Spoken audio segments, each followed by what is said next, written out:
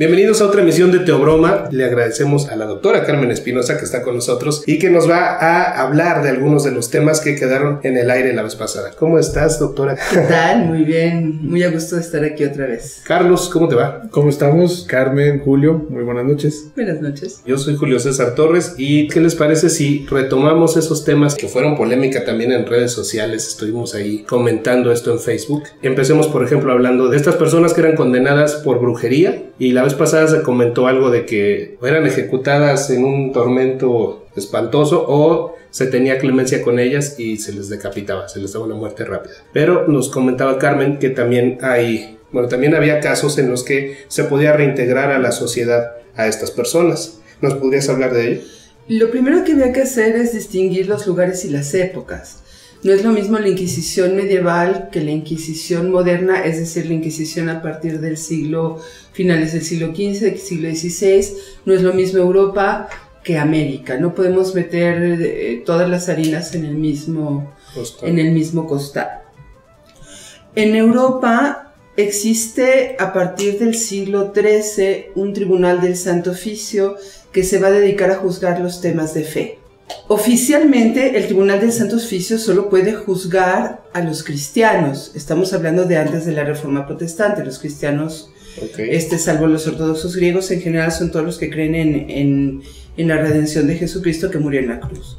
Entonces, la Inquisición solo juzga a los cristianos.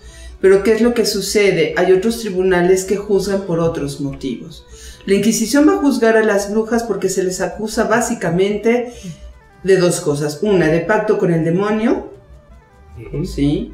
Lo cual es pues evidentemente penadísimo porque estás hablando del enemigo de Dios, ¿no? Entonces, o estás conmigo o estás contra mí. Entonces, eso es un motivo. El otro motivo es por utilizar oraciones, ritos católicos, etcétera, en procesos que no son propiamente religiosos, como una curación. De repente se ponen a hacer una infusión para sanar a alguien y hacen una oración, etc. Pero se empiezan a crear dos ramas. Una es la brujería y otra es la hechicería. En el rubro de la hechicería pueden caber curanderos, chamanes, etc., que no tienen impacto demoníaco, pero que sí se dedican a aliviar torceduras, a crear infusiones para sanar, etc. Entonces, ellos son sobre todo los que acusan por usar elementos cristianos para ritos que no son propiamente religiosos. En cambio, contra las brujas sí se van fuertísimo porque, insisto, se les considera adoradoras del demonio. Subyace, por supuesto, el elemento de que las brujas participan en ritos que tienen una raigambre precristiana o una raigambre pagana. Entonces, al mismo tiempo que están persiguiendo al culto demoníaco, están persiguiendo las tradiciones y las religiones paganas. Habías hablado de una palabra en particular que se les daba a estas personas que eran perdonadas, por decirlo de algún modo. Se les llamaba no solo a las brujas, sino a los judaizantes que se converten al cristianismo y seguían con sus prácticas judaicas, etcétera, se les llamaba relapsos. ¿Cuál es el proceso? Alguien las acusa, pero al menos para el Tribunal de la Inquisición, para que se inicie el proceso no basta que las acusen, tiene que haber al menos 3 testigos y tiene que haber un mínimo de pruebas. Sí, o sea, eso de que a mí me cayó gorda mi vecina y yo la acuso, bueno, sí te pueden recibir la acusación, pero no es suficiente para iniciar el proceso contra alguien.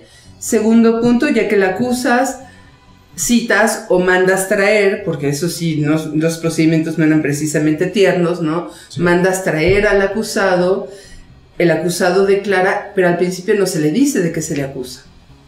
Entonces, él puede caer en contradicciones y solito acaba ratificando o no la denuncia. Si no declaras, si niegas todos los cargos, muy probablemente vas a pasar una sesión de tormento. El tormento no es castigo.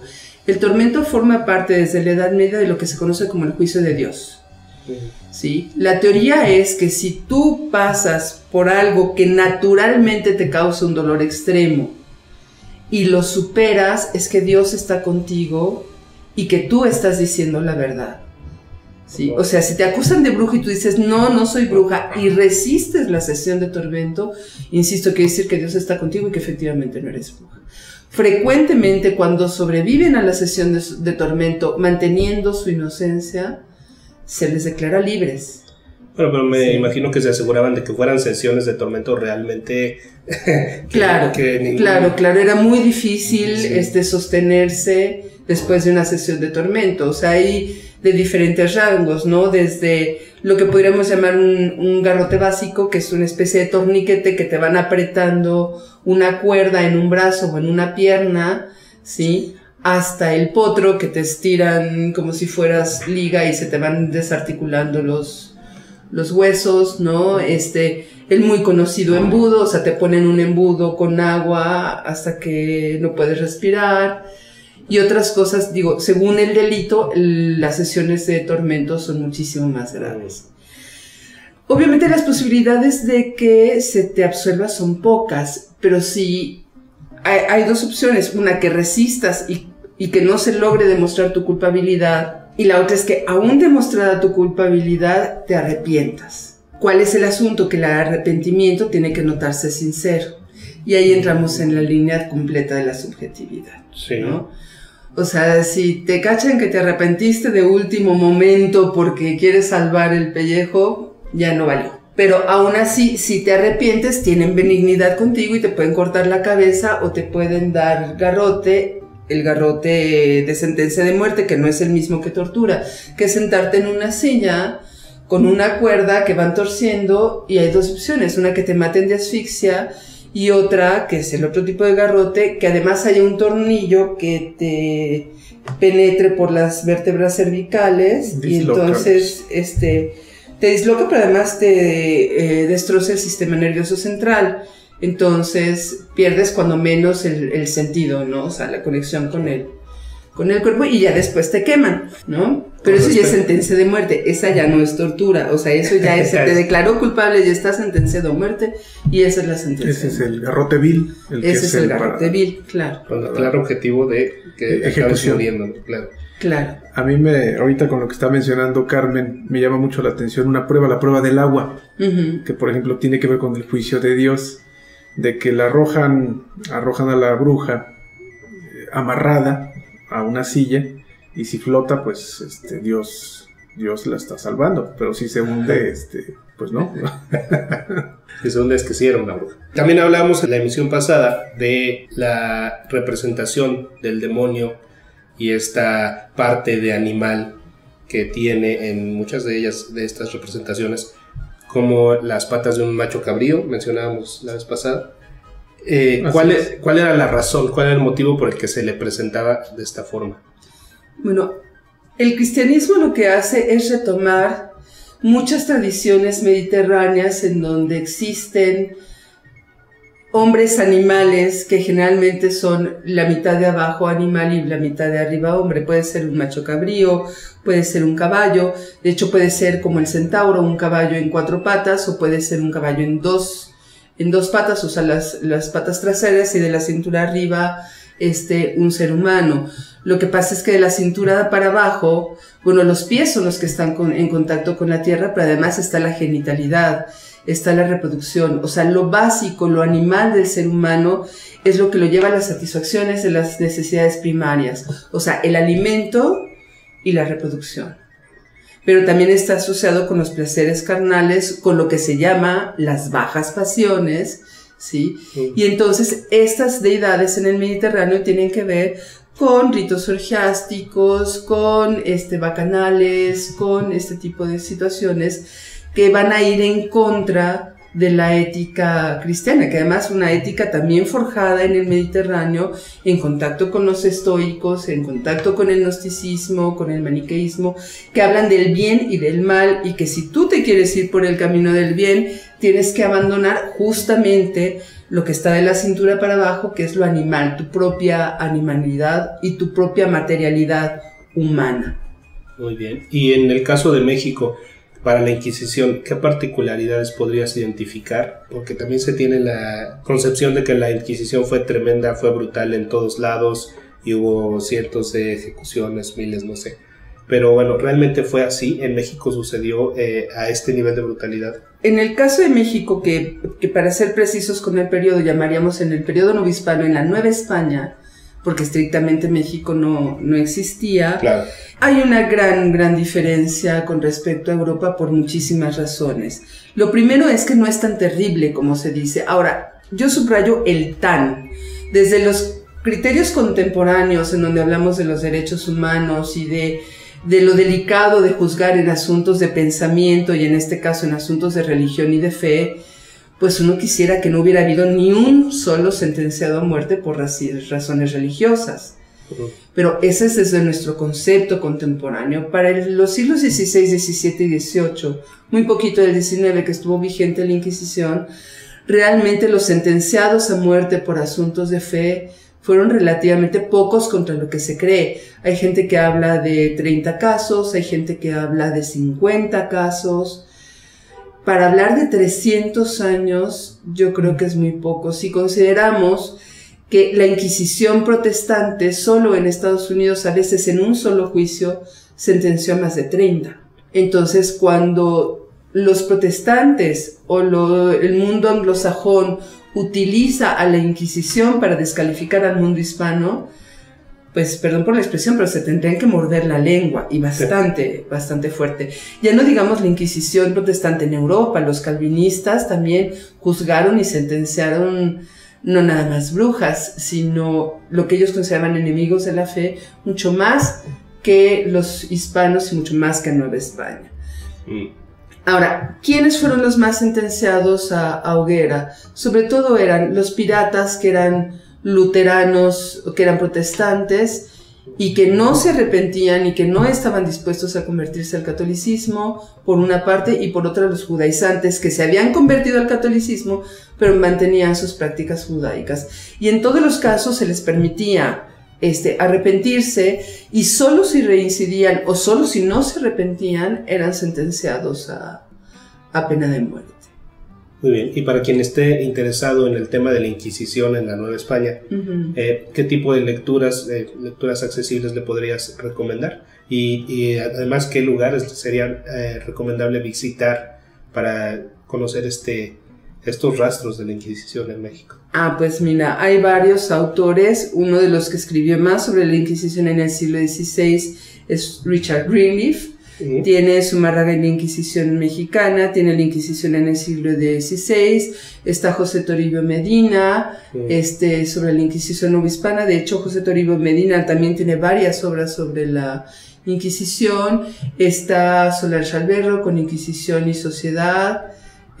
O sea, la bibliografía es abundantísima. Si ustedes ahora sí que teclean en estos buscadores famosos, Inquisición en Nueva España o Inquisición en México, van a encontrar cientos de obras, ¿no? Alguna vez tuvimos la oportunidad de ir contigo a un recorrido a la Plaza de Santo Domingo, y ahí también nos hablaste de este edificio que solía ser de la Inquisición. Claro. ¿Nos podrías hablar de este lugar? Claro, de hecho es el edificio que era la propiedad de la Inquisición, lo que después fue la Escuela de Medicina, que paradójico. ¿Sí? Se convirtió en la Escuela de Medicina entonces. En el siglo XIX se convirtió en la Escuela Nacional de Medicina, después se integró a este gran conjunto que era la Universidad Nacional, y ahora físicamente el edificio está bajo la custodia de la Universidad Nacional Autónoma de México. Y es el edificio de la Inquisición, muy cerca del edificio del convento de Santo Domingo, de la iglesia actual de Santo Domingo, porque los dominicos, digamos, tenían prioridad en cuanto a la posibilidad de ser jueces e inquisidores. Sí, entonces eran como instituciones más o menos hermanas. Sí. Entonces, hablando de inquisidores, la mayoría solían ser dominicos. Sobre todo en Europa sí, en Nueva España muchos fueron inquisidores, pero además ante la ausencia de inquisidor era muy probable que el prior la cabeza de la orden de los dominicos en la Ciudad de México pudiera tomar la función de inquisidor. ¿Y a este lugar se llevaba a los condenados de distintas partes de la Nueva España? A los condenados no, en proceso de juicio. En proceso, ok. Sí, en proceso de juicio. Las cárceles de la Inquisición que están en los sótanos del edificio que se conserva en la actualidad, aunque realmente ahora ya no se pueden visitar, no eran como ahora lugares de reclusión. Las cárceles se utilizaban durante el proceso y una vez que se dictaba la sentencia se les mandaba o a atender hospitales o a galeras, si no se les sentenciaba a muerte, que insisto fueron muy pocos, o se les mandaba al exilio dependiendo de lo que fuera la sentencia, pero no había los recursos para tener en las cárceles a los sentenciados a penas muy largas, porque había que mantenerlos. Sí, cosa que es bastante inteligente si lo comparamos con las instituciones actuales, que hay hacinamiento, que al gobierno le cuesta carísimo mantener a los delincuentes. Robas un bolillo y por 5 pesos el gobierno te va a mantener 5 años en las peores condiciones, además, ¿no? Wow. Vamos a hablar de este tema de la renuncia del Papa. Para mí, al momento no lo pensé, no lo vi como algo demasiado, no lo vi como algo inaudito, quizá porque en otros lugares, en otras circunstancias, la renuncia o el dejar de hacer lo que estabas haciendo, pues ya es cada vez más común, por lo menos así es en un trabajo, ¿no? Pero leyendo, escuchando sobre el tema de los papas, habían pasado 600 años sin que sucediera algo así. ¿Qué reflexión tendrías al respecto de esta renuncia del Papa, Carmen? Mira, habría que plantearlo en niveles. Internamente, nosotros realmente no vamos a saber qué estaba pensando Benedicto XVI, ni cuáles son los intríngulis dentro de la Iglesia que derivaron en su renuncia. Claro. O sea, podemos tener alguna información parcial, fragmentaria, podemos interpretar muchas cosas, pero lo que está pasando allá adentro es muy difícil de saber, y más al interior de Benedicto XVI. Yo lo podría ver en 2 líneas muy separadas. Por una parte, una que podría ser, digamos, desde mi criterio muy positiva, y es el reconocer que la normatividad de la Iglesia no es congruente con la realidad humana. Es decir, la Iglesia norma que una vez que un pontífice llega no se puede apartar de su cargo hasta la muerte. Y ya lo vimos con Juan Pablo II, el pobre hombre estaba enfermo, ya no podía ni caminar, estaba en condiciones verdaderamente de agotamiento físico, y el Señor se negó a renunciar porque él quería cumplir estrictamente con la norma de su Iglesia. Si esto sucediera en todas las áreas, entonces tendríamos que pasar al reconocimiento de terminar con el celibato sacerdotal, permitir el matrimonio de sacerdotes y tolerar las debilidades humanas, que finalmente el tolerarlas no quiere decir no considerarlas pecado, sino el reconocer que los hombres tenemos limitaciones materiales y que habría que vivir primero en congruencia con esas limitaciones en la búsqueda de una perfección espiritual, ¿no? Entonces, si es así, puede ser muy positivo el reconocer que él tiene limitaciones, que ya no puede seguir con el cargo, etcétera, lo cual siente un precedente y va a mover las estructuras, esperamos, de una iglesia que es muy rígida en cuanto a su normatividad. Y entonces, a partir de ahora, cualquier pontífice que sienta que ya no está en las condiciones para cumplir con su ministerio puede renunciar, lo cual ataca cosas muy severas. Se supone que en el cónclave los papas son nombrados por los cardenales, pero pues no nada más es un grupo de cuates ahí muy simpáticos vestidos de rojo que votan. Se supone que los cardenales están en comunión o tratan de estar en comunión con la voluntad de Dios a través del Espíritu Santo. Entonces aquí no nada más estás echando para atrás la decisión de los cardenales, sino aquí estás poniendo, desde la rigidez de la concepción católica, estás poniendo en entredicho la voluntad de Dios. Sí. Sí. Es una forma de verlo y también es entonces, una contradicción. O sea, Dios se equivocó porque me eligió para un cargo que era para toda la vida, y yo decido que ahorita pues ya no estoy en condiciones de cumplirlo. Se supone que si Dios quisiera tomar cartas en el asunto, el Señor se hubiera muerto, porque Dios tiene la posibilidad de hacer eso. Sí. Entonces aquí es decir, ok, me someto a la voluntad de Dios, pero mientras el cuerpo aguante. Ya el cuerpo ya no aguantó, me deslindo. Al menos ese es el argumento oficial, ¿no? Ahora, ¿cuál es la otra línea crítica que no es tan divertida y que no es tan buena dentro del asunto? La otra línea crítica es que para muchos Benedicto XVI es uno de los responsables, incluso antes de ser papa, de la enorme crisis que está teniendo la Iglesia Católica. Una crisis que viene de mucho tiempo atrás, no es que la haya provocado, Pero cuando esta crisis se topa con los problemas de la pederastia, con los problemas de la protección a sacerdotes que están siendo acusados por el abuso de menores, y él, al menos cuando él formaba parte de la cabeza de la Congregación de la Fe, que era el que tenía que haber, si no juzgado, permitido que los gobiernos juzgaran esta situación, hace que la iglesia llegue a una crisis, porque incluso muchos creyentes y practicantes de la religión empiezan a disgustarse con sus estructuras jerárquicas. Sí. Problema que ya se viene arrastrando de tiempo atrás. Entonces, su renuncia puede ser el reconocimiento de que no fue capaz de sacar adelante a la iglesia de esa crisis que él fue en parte responsable de agudizar. Lo cual resulta ya bastante delicado porque estamos hablando de una institución muy fuerte y muy poderosa todavía. Entonces, la pérdida o el debilitamiento de esas instituciones puede generar vacíos de poder que la sociedad tiene que aprender a equilibrar. También se buscó como iglesia adaptarse a estos tiempos, le abrieron su cuenta de Twitter, fue el primer papa con Twitter, pero bueno, de algún modo nunca tuvo esta aceptación masiva como fue con su antecesor, y también ocurrió esto de lo que hablaron en algunos medios del rayo que cayó en la Basílica de San Pedro. Veía por ahí un comentario en Facebook que hablaban de que Dios en su forma de Zeus no está de acuerdo con esto. Mira, nos podrá parecer asunto de chunga, pero sí, yo lo comentaba en el mismo Facebook. O sea, mi parte racional dice que no tiene nada que ver, que son dos fenómenos completamente separados y que hay que analizarlos independientemente uno de otro. Mi parte de formación religiosa me dice que por supuesto que tienen que ver y que por supuesto que la probabilidad de que un papa renuncie, pues tardó 600 años, y la probabilidad de que un rayo caiga en San Pedro, ¿sí? Además, pues en mis ranchos dicen que en tiempo de secas, pues también es de llamar la atención, ¿no? En cualquiera de los casos, yo creo que sí, las personas, independientemente del credo, signo político, postura que tengan, debemos reconocer de que es un fenómeno poco ordinario, o sea, es un parteaguas, sí, que tiene muchísimas implicaciones y que eso nos tiene que tener, por una parte, muy alerta porque no sabemos qué pueda pasar a partir de ahora, y por otra parte, sí, con un espíritu muy activo y muy crítico. O sea, los cambios que se están dando en la sociedad son tan rápidos que ya no podemos permanecer pasivos e inertes y que pase lo que pase. O sea, tenemos que estar muy conscientes y tratando de entender qué es lo que está sucediendo más allá del rayo y de cosas así.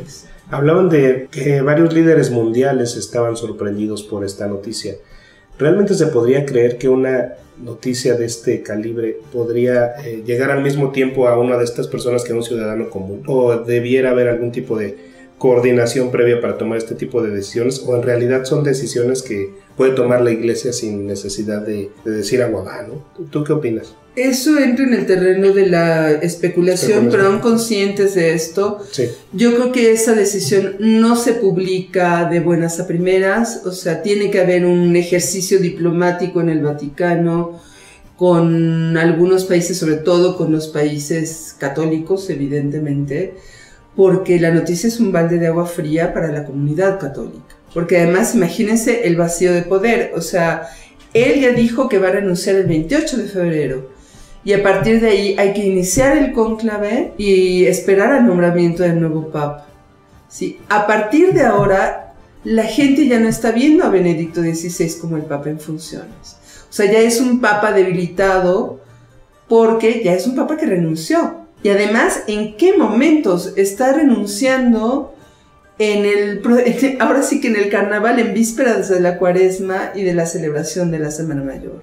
Sí. Sí, eso para los católicos tiene un significado y un sentido muy particular. O sea, está dejando desarraigada, desde mi punto de vista, a la iglesia en el momento de su conmemoración anual más importante después de la Navidad. Eso no debe de ser fortuito, debe de haber alguna razón de ser, que yo todavía no sé cuál es. Pero definitivamente tiene que haber un ejercicio diplomático.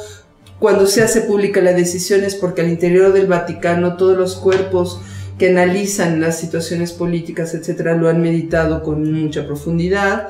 No creo que sea un albazo así de buenas a primeras, de que yo me desperté y ahora decido que renuncio y lo aviso a todo el mundo por Twitter, ¿no? Pero también es muy difícil decir que tanto los países le hubieran dicho, oye, detente, no lo digas o no lo digas en este momento, o déjanos cabildearlo esto, y se haya podido detener. Eso es muy difícil de especularlo, ¿no? Claro. Me llama la atención, yo de niño veía la televisión y veía al Papa haciendo el recorrido que se supone que hizo Jesucristo con su cruz de una forma simbólica. No sé, no tengo noticias si para entonces, para cuando se celebre la Semana Santa, ya va a haber un nuevo Papa o cuál sería el protocolo para esta ocasión. La verdad me da mucha curiosidad qué pueda suceder en este caso. Pues en mi rancho dicen que ya es miércoles de ceniza, tienen 40 días. Bueno, a mí me llama mucho la atención el contexto en el cual hay esta división, porque es un contexto en el cual, a diferencia del anterior Papa, no había habido ese despertar tecnológico que permitía la horizontalización de la tecnología y la comunicación. Entonces, si la mundialización, o más bien la globalización, comienza en el siglo XVI y madura en el siglo XXI a través de este empoderamiento social, a través de la tecnología y los medios de comunicación, la Iglesia enfrenta en este momento esa crisis. También a mí me está hablando de que muchas líneas de control se le están saliendo de las manos. Y es precisamente a través de estos procesos de comunicación, bueno, yo le llamo comunicación horizontal, un poquito en relación con lo que tú decías, de que este Papa ya tenía Twitter. Sí, fue curioso ver la cantidad de seguidores que de un día para otro tenía, impresionante en realidad. Digo, claro. También explicable. Y es curioso que en cuanto entra las posibilidades, sobre todo las posibilidades tecnológicas y de articulación social, en ese momento quizás se enfrente a una crisis, pues yo lo veo como una crisis estructural y funcional de la Iglesia, de que ya, bueno, hay procesos que ya no son vigentes. Yo así lo estaría viendo. Hablando de este tema, ya veremos cómo se van dando la evolución de la sustitución de este Papa, del nuevo Papa. Mucha gente clavada lo ve, bueno, de distintas formas, hasta como señales del fin del mundo incluso. Sí, claro. Sí. Nos dicen que el Papa, que después de Benedicto XVI sigue el Papa romano, que va a ser el Papa del fin, el último. Sí, sí. ¿Ah, sí? Y hay quienes hablan de que no, que el que sigue es el Papa negro, que va a ser el último. Sí. Entonces depende de quién sea el profeta, si San Matías o Malaquías o Nostradamus, ¿no? Nostradamus. Bueno, ya vimos que quien quiere ver señales del fin del mundo las puede encontrar en donde sea, ¿no? Yo creo que lo que sí hay y que ha habido en todas las épocas es muchas señales de los fines de mundos. ¿A qué me refiero? Hay procesos que se entretejen en ritmos muy diferentes. Entonces, a cada momento termina un proceso político y empieza otro. Un cambio de presidente, por ejemplo. Claro. Termina un proceso político religioso y empieza otro, el nombramiento de un papa. Y se van cerrando etapas. Yo creo que lo que sucede es que, por alguna razón en esta época, y además los medios masivos de comunicación, las redes sociales, etcétera, permiten que se enfatice o se ponga mucha atención en estos cierres de etapas que pues antes si pasaba en Europa, pues acá no nos enterábamos, o nos enterábamos 4 años después, o si pasaba en Asia, pues no se enteraban en África, y ahora la información corre a mucho mayor velocidad. Pero también hay que tener cuidado. ¿A quién le interesa que todos estemos preocupados en el fin del mundo? Pues hay gente que le interesa que no estemos ocupados en nuestra realidad presente. En el ahora. En el ahora.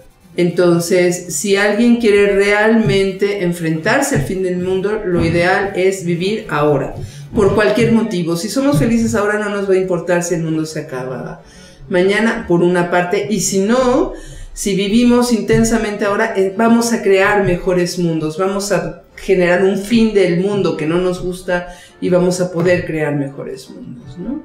Así es. Y con esta reflexión también damos fin a este tema del Papa, pero me gustaría que hablaras de cuáles son los planes próximos para Voz Andante. Bueno, estamos estableciendo convenios con instituciones y con profesores. Sí. Para dar visitas guiadas con proyectos específicos. La más cercana es justamente este próximo sábado al barrio de La Merced, para un grupo de la FES Acatlán, y la idea es compaginar la cuestión histórica, artística, con actividades que ellos tienen que realizar de entrevista y crónica de tipo periodístico, ¿no? Muy bien. Entonces, en eso estamos en este momento. Excelente. También es una buena forma de vincular a jóvenes con estos temas de estos recorridos históricos, además. Sí, la vinculación del pasado con el presente con un objetivo, que es tener una perspectiva más amplia de nuestra sociedad actual y tomar decisiones más plenas y más completas para todos, ¿no? Excelente. ¿Nos podrías repetir a las personas interesadas en contactar a Voz Andante y en conocer el tipo de actividades que realizan, cómo pueden encontrarlos? Sí, la vía más fácil es a través de Facebook, facebook.com/Voz Andante Cultura y Recreación, y la otra opción es a través de correo electrónico vozandante@gmail.com. Pues ya lo saben, por ahora se termina el tiempo. Yo le agradezco a la doctora Carmen Espinosa, muchas gracias. Gracias a ti. Carlos. Muchas gracias. Carmen, Julio. Yo soy Julio César Torres. Les recuerdo que Teobroma es una producción de Intelilab, Laboratorio de la Inteligencia, y nos escuchamos la siguiente semana. Hasta pronto. Teobroma fue presentado por Voz Andante, Cultura y Recreación, proyecto enfocado a la investigación, intercambio y difusión de la cultura. Facebook.com/Voz Andante, Cultura y Recreación.